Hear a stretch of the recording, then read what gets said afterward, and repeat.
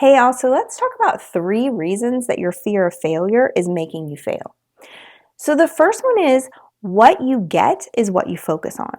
So, if every time you start something, you begin to think of all of the ways that it could fail, all of the what ifs, all of the situations that could happen to make this a failure, before you even actually get to the point where you're planning and making moves, you're thinking about all the failures. That focal point is larger than the actual plan to begin with. And if that's the case, then you're really planning failure. You're not actually planning the thing that you're trying to do. So if you have this great idea or this thing that plan that you want to accomplish and you're thinking about the failures more than you are the plan itself, then your goal is the failure. Your goal is not the actual thing that you're trying to do. And oftentimes we forget that fear of failure is actually something that we do when we're self-sabotaging.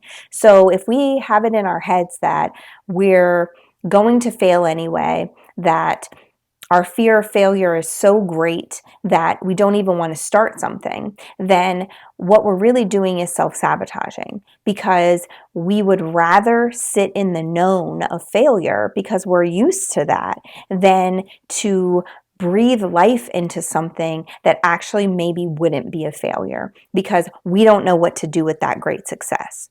If you focus on the failure, that is where your energy is going. That's where your thought process is going. And that is what is going to come to fruition. The failure and the failure alone. Because what it'll do is stop you in your tracks.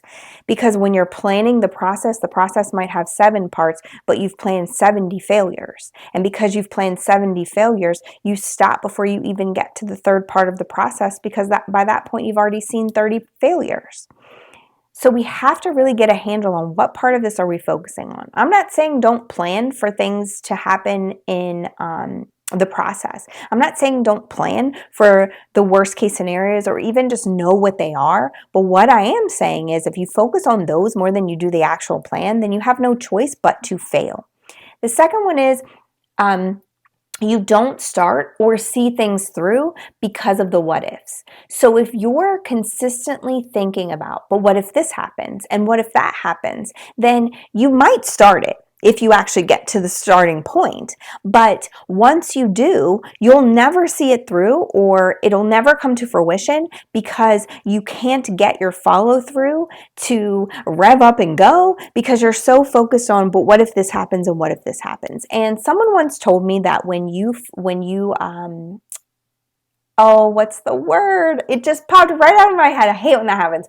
When you basically go into the situation and rehearse, there's the word. You know, sometimes when you get above 40, you forget these words. But when you rehearse the what ifs so much, then what ends up happening is you have already lived a what if that never even occurred in the first place. So you've actually experienced something that probably in your plan never would have actually happened, but you've experienced it because you've rehearsed the what if so many times that you might as well have gone through the actual thing itself.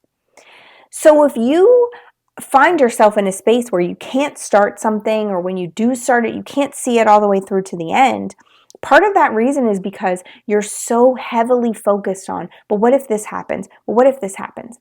What if you actually turn that into, what if I succeed? What happens if I actually succeed at this thing? What happens if I actually get this success at the end? Instead of what happens if it fails, what happens if it doesn't go right, what happens if it all blows up in my face. Because if you focus on just what happens if this really negative thing happens, you've gone back to the beginning, which is you can only get the thing that you put all of your energy on. And if you're putting all of your energy onto the failure, then that's the thing that's going to be handed to you at the end.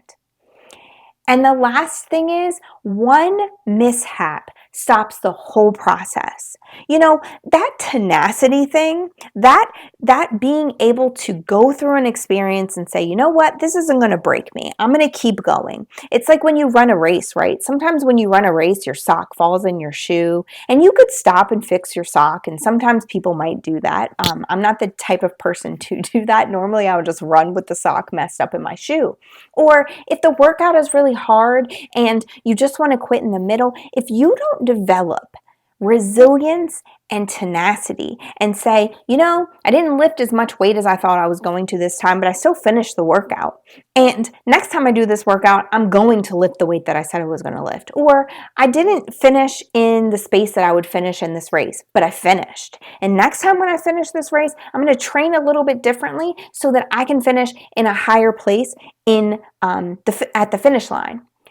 But instead, when we get this fear of failure in our head and we're so focused on the failure, one mishap stops the whole entire process, because it's like, oh, see, that thing that I said I was going to fail at, it happened.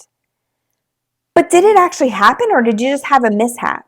Did it actually happen, or did you just take a misstep? Did it actually happen, or was there just a mistake in the process? And perhaps that mistake teaches you something to get to the next part of your success.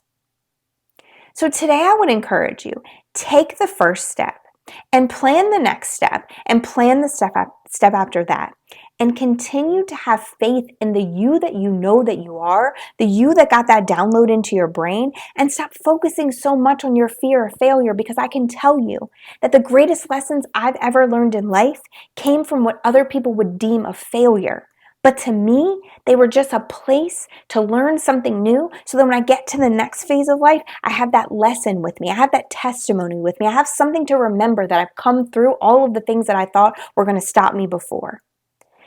So if you're one of those people who's fearing failure, I encourage you to throw out the what ifs, throw out the planning of all of the things that could go wrong, and set your plan and your sights on what happens when you're successful. Envision yourself with the success at the end, and continue to pursue that and push out all of the other distractions. If one of those things pops into your head, push it out and say, oh, but here's the success in that. Or here's the lesson that I might learn in that.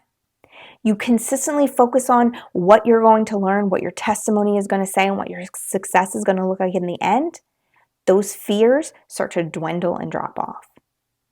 Thanks for tuning in. I appreciate you. Remember to like and subscribe, and to tune into all of my social media platforms to get more content. And you can log into my website at carrienicole.com to figure out how I can speak at your event or how to connect with me.